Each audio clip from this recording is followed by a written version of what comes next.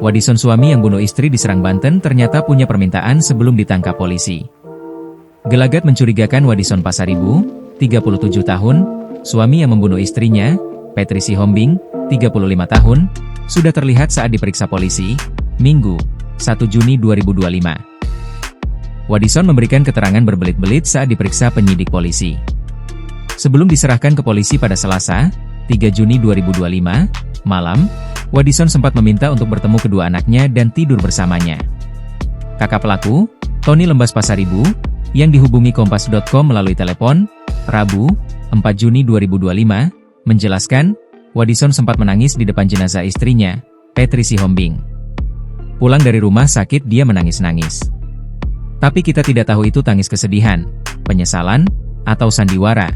Tak hanya menangis di depan jenazah sang istri, bapak dua orang anak itu juga sampai mengikuti prosesi pemakaman di tempat pemakaman umat Kristen di Sayar, Tak-Takan, Kota Serang. Saat prosesi pemakaman, keluarga belum ada yang mencurigainya.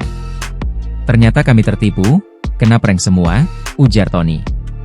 Usai pemakaman, Tony sempat mendampingi Wadison saat diperiksa oleh Satreskrim Polresta Serang Kota. Saat pemeriksaan, Tony mengaku sudah mencurigai Wadison sebagai pelaku. Sebab, keterangan yang diberikan pelaku kepada penyidik berbelit-belit.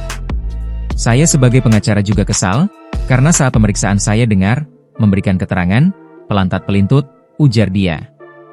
Sehingga, Tony meyakini Wadison merupakan pelaku pembunuhan. Sebelum diserahkan ke polisi pada Selasa, 3 Juni 2025, malam, Wadison sempat meminta untuk bertemu kedua anaknya dan tidur bersamanya. Ternyata ketika saya antar pulang, langsung memeluk kedua anaknya, terus tidur sama mereka. Pokoknya kecurigaan saya semakin memuncak, kata Tony. Kecurigaan terbukti setelah Wadison mengakui segala perbuatannya kepada keluarga setelah disidang. Usai mengakui, Wadison diserahkan ke polisi untuk ditindaklanjuti.